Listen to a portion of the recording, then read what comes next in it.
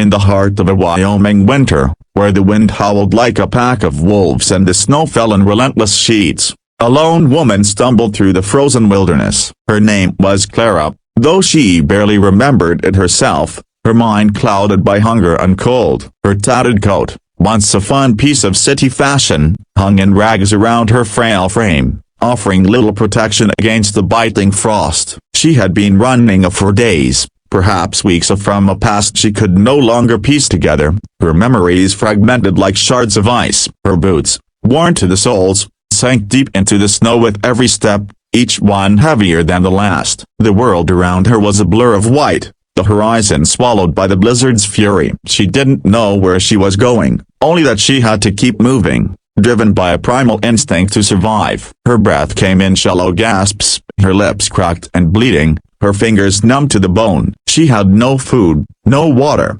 no hope, only the stubborn will to take one more step. And then, as the storm roared louder, her legs gave out. She collapsed into the snow, her body sinking into the icy embrace, too weak to rise. The cold seeped into her bones, whispering promises of eternal rest. Her eyes fluttered, catching a glimpse of a distant figure through the swirling snow. A man, broad-shouldered, moving with purpose. She tried to call out, but her voice was a faint rasp, barely audible over the wind. "Save me," she whispered, her words trembling on the edge of despair. "I'll repay you." The figure paused, as if hearing her plea, and began to approach. Clara's vision blurred, the world fading to black, but not before she saw the man's weathered face, his eyes sharp with suspicion yet softened by something human. He was a rancher, she would later learn, named Eli, a man who had carved out a solitary life in this unforgiving land. He knelt beside her,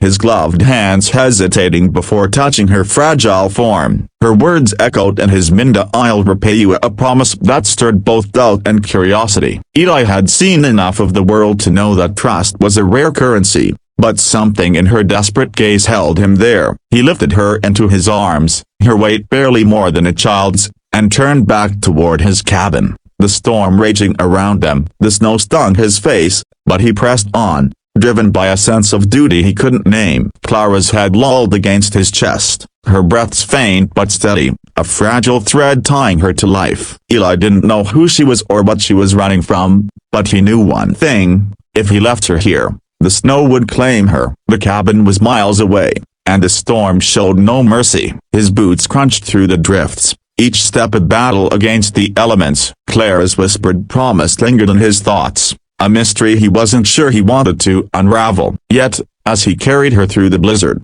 he felt the weight of her words as much as her body, a debt that might one day demand payment, too. The cabin came into view at last, a squat structure of weathered logs nestled against a stand of pines, its chimney puffing smoke into the storm. Eli kicked the door open, the warmth of the fire within washing over him like a blessing. He laid Clara on a cot near the hearth, her body shivering uncontrollably despite the sudden heat. Her face was pale as the snow outside, her lips tinged blue, her dark hair matted with ice. Eli worked quickly, stoking the fire until it roared, then fetching blankets from a chest in the corner. He wrapped her tightly, rubbing her hands and feet to coax warmth back into them. She stirred faintly, her eyelids fluttering but not opening. Eli studied her, his brow furrowed. Who was she? A runaway, perhaps, or a fugitive? Her fine features and the remnants of her city clothes suggested a life far removed from this rugged wilderness. Yet here she was,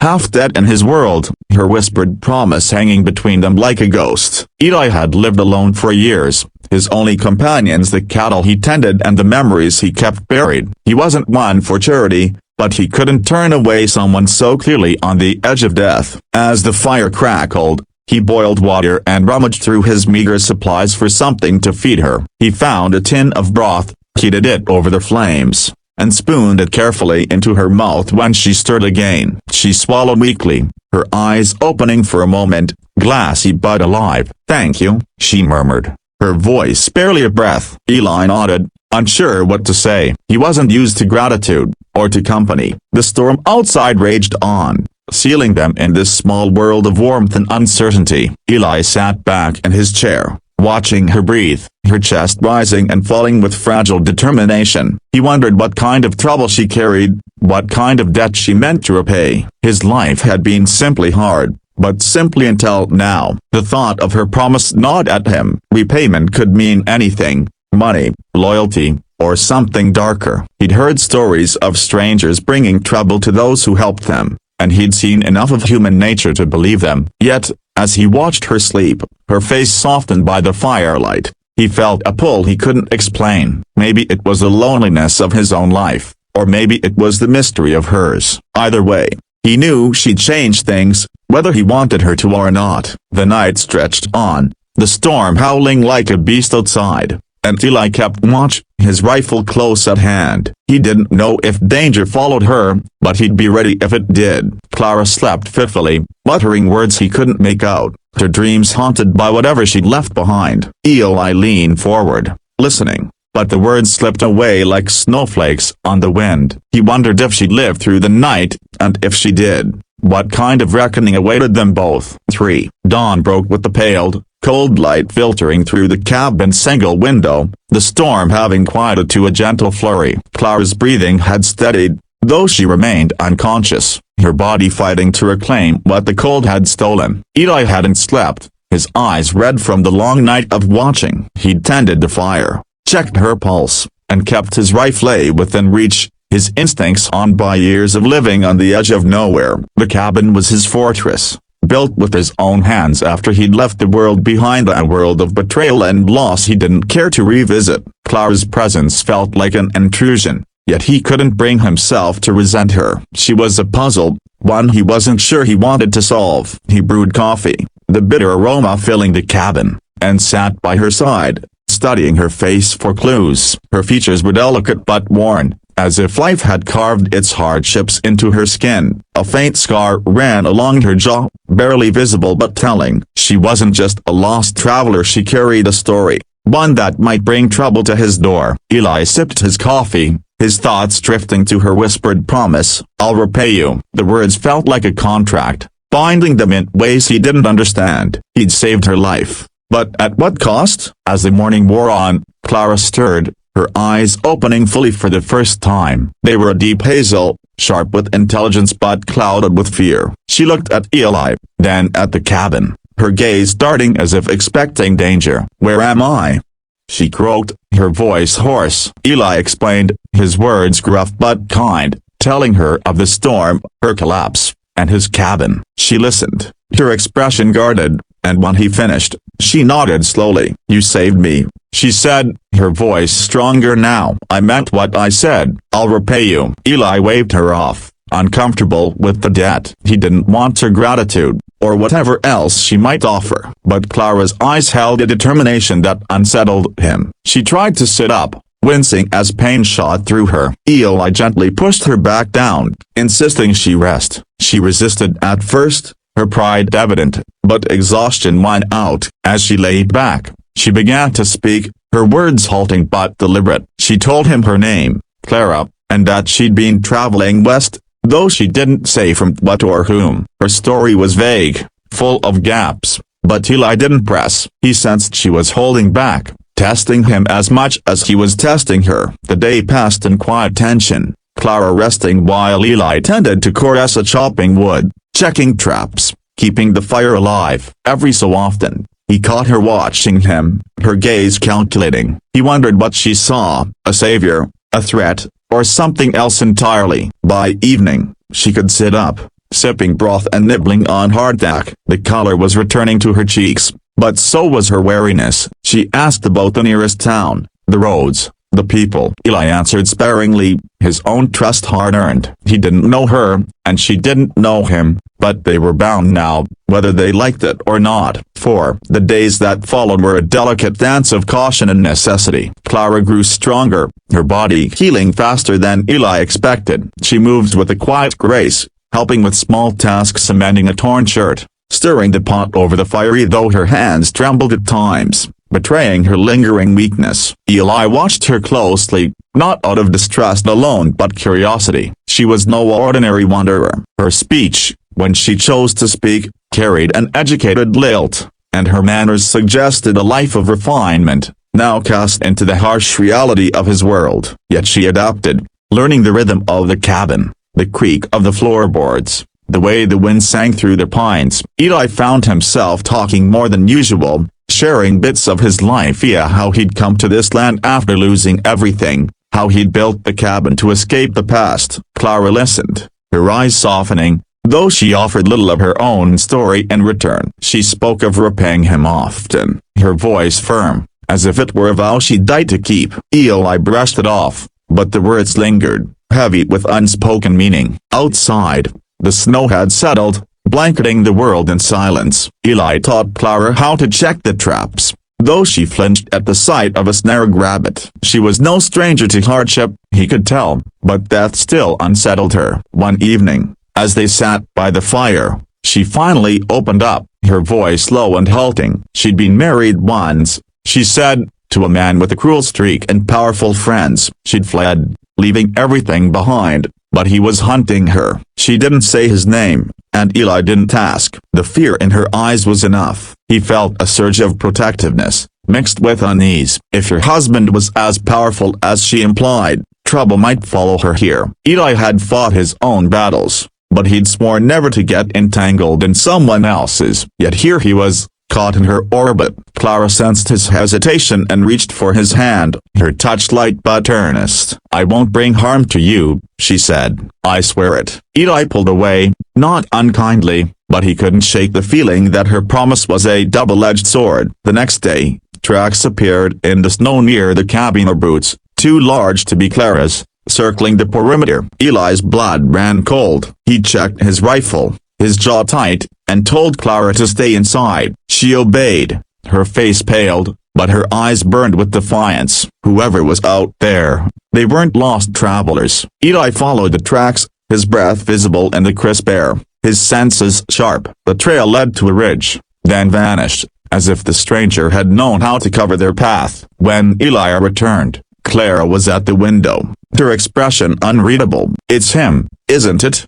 she whispered. Eli didn't answer, but the weight of her words settled over them both. They were no longer just a rancher and a runaway, they were allies in a storm that was only beginning. The tracks returned the next night, closer this time, as if testing Eli's resolve. He stayed up, rifle across his lap, the fire low to avoid casting shadows. Clara sat opposite him, her knees drawn up, her eyes fixed on the door. She hadn't spoken much since the discovery of the tracks, but her silence was loud with fear and determination. Eli wanted to ask more about her husband, about the life she'd fled, but he held back. Some truths were better left buried until they forced their way to the surface. Instead, he taught her to load the rifle, her hands steady despite her nerves. She learned quickly, her fingers nimble, her focus sharp. "I won't be helpless," she said, her voice cutting through the quiet. Eli nodded, respecting her resolve, though he wondered if she could pull the trigger when the time came. The night passed without incident, but the tension lingered, a shadow over the cabin. By day, they worked together, fortifying the cabin, boarding the window, stacking firewood closer to the door, preparing for a siege neither wanted to name. Clara's strength grew, but so did her restlessness. She paced, her eyes darting to the horizon, as if expecting her past to materialize at any moment. Eli caught her once, staring at a small locket she kept hidden in her pocket, her fingers tracing its worn surface. She snapped it shut when she saw him, her expression guarded. "It's nothing," she said, but Eli knew better. It was a piece of her past, a tether to whatever she'd left behind. He didn't press, but the locket stayed in his thoughts, a reminder of how little he knew her. As the days stretched on, the tracks appeared again, now accompanied by signs of a campfire, deliberately hidden in a copse of trees. Eli scouted the area, finding cigarette butts and a scrap of cloth that didn't belong to him or Clara. Someone was watching, waiting. He returned to the cabin, his face grim, and told Clara to pack what she could carry. "If it comes to it, we'll head for town," he said. Clara shook her head, her jaw set. "Running won't stop him," she said. "He'll find me." Eli wanted to argue, but the fire in her eyes stopped him. She wasn't just a victim, she was a fighter, and he was beginning to see the strength beneath her fragility. That night, they sat together, planning. Clara revealed more. Her husband was a man of influence, with men loyal to him, men who'd track her to the ends of the earth. She'd stolen something from him, something valuable, though she wouldn't say what. "It's why I can repay you," she said, her voice steady. "If we survive this." Eli didn't care about repayment anymore, he cared about keeping them both alive. The fire crackled, casting long shadows, and for the first time, Eli felt a bond with her, forged not just by necessity but by shared defiance. 6. The attack came at midnight,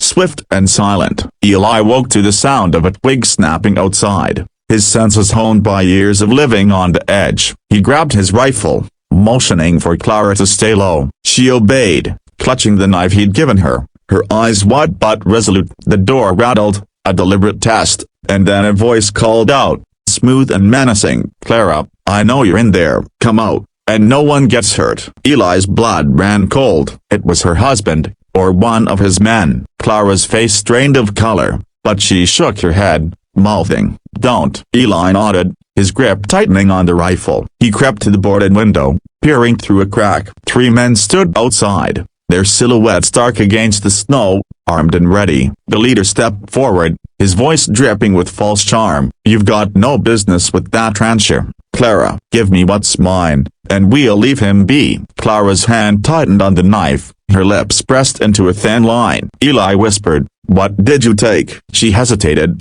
then pulled the locket from her pocket, opening it to reveal a small key. "It's for a safe," she whispered. "Papers that could ruin him." Eli understood now. Her repayment wasn't just gratitude, it was leverage, power. But that power meant nothing if they didn't survive the night. The men outside grew impatient, their voices turning hard. A shot rang out, splintering the doorframe. Eli fired back, aiming high to warn them off. The men scattered, but they didn't retreat. Eli and Claire moved to the back of the cabin, barricading themselves behind the heavy table. The gunfire continued, sporadic but relentless, the cabin's walls shuddering with each hit. Clara fought beside him, reloading the rifle when his hands were busy, her fear giving way to focus. Between shots, she told him more. The papers detailed her husband's crime: extortion, murder, deals with men too powerful to cross. She'd taken them to protect herself, to have something to bargain with. But her husband wouldn't let them go, not while she lived. Eli admired her courage,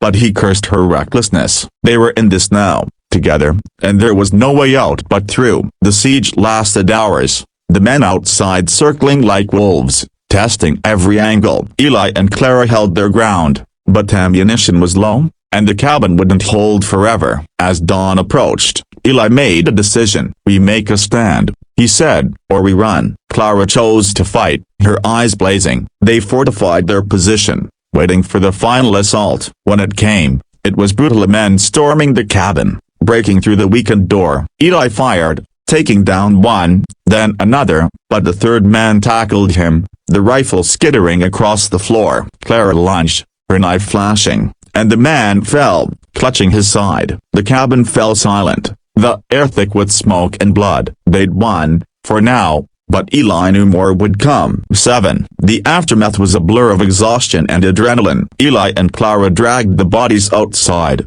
the snow staining red beneath them. They worked in silence, their movements mechanical, the weight of what they'd done settling over them. Clara's hand shook as she wiped the knife clean, her face pale but resolute. Eli watched her, torn between admiration and unease. She was no longer the frail woman he'd found in the snow. She was a survivor, as much as he was. They burned the bodies in a shallow pit, the smoke rising into the cold morning air, a grim signal to anyone watching. Eli knew her husband would send more men harder to kill, but for now, they had a moment to breathe. Clara sat by the fire, the locket in her hand, her eyes distant. "I didn't want this," she said, her voice breaking. "I just wanted to be free." Eli sat beside her, his own past stirring memories of a wife lost to illness, a life abandoned to grief. He understood her need to escape, but he also knew freedom came at a cost. "What's in those papers?"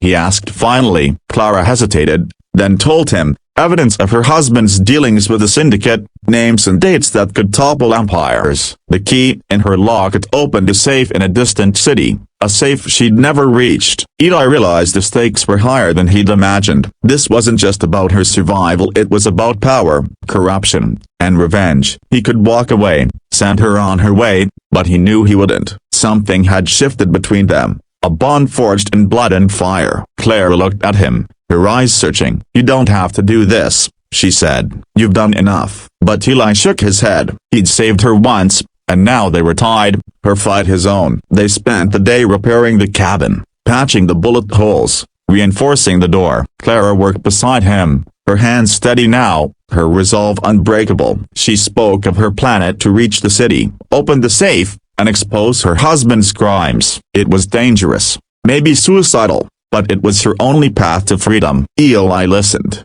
his mind racing. He had no love for the law or the men who wielded it, but he saw the fire in her, the need to right a wrong. By nightfall, they'd made a plan. They'd leave at first light, heading for the nearest town to resupply, then make the long journey to the city. The road would be treacherous, with her husband's men likely waiting, but they had no choice. Clara clutched the locket, her lifeline, and Eli checked his rifle, his only companion until now. They sat together, the fire low, the silence heavy with what lay ahead. 8. The journey began under a gray sky, the snow crunching beneath their boots as they left the cabin behind. Eli carried a pack with supplies, his rifle slung over his shoulder, while Clara walked beside him, the locket tucked safely in her pocket. The wilderness stretched before them, vast and unforgiving, but they moved with purpose, their steps synchronized. Clara's strength had returned, her body no longer frail,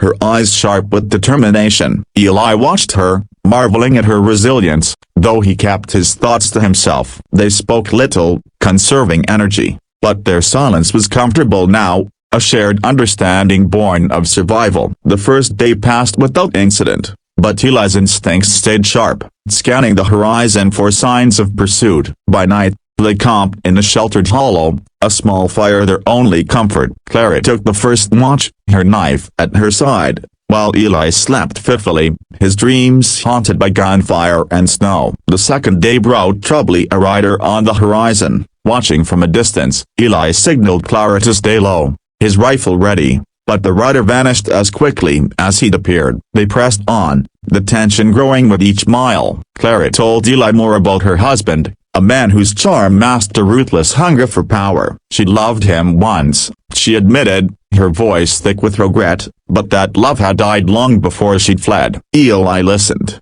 his own heart stirring. He hadn't thought of love in years, hadn't thought himself capable of it, but Clara's presence was changing that. On the third day, they reached the town, a dusty outpost with suspicious eyes. Eli bartered for supplies, keeping Clara out of sight, but whispers followed, aimless strangers asking questions, men watching from the saloon. They left quickly, heading for the city, the weight of pursuit heavy on their shoulders. The road grew harder, the terrain rough, the cold unrelenting. One night, as they camped, Clara took Eli's hand, her touch warm against the chill. "If we don't make it," she said, "know that you gave me hope." Eli squeezed her hand, his voice rough. "We'll make it." The words were a promise, one he meant to keep. As they neared the city, the signs of pursuit grew bolder: tracks, campfires, a distant gunshot echoing in the night. Eli and Clara prepared for the final stretch, knowing her husband's men were closing in. The locket, the key, the papers, so they were more than a debt now, they were cause. Eli looked at Clara, her face lit by the fire, and realized he'd fight for her, not for repayment, but because she'd become part of him. The city loomed ahead, a beacon of danger and salvation, and together, they stepped into the unknown, ready to face whatever came.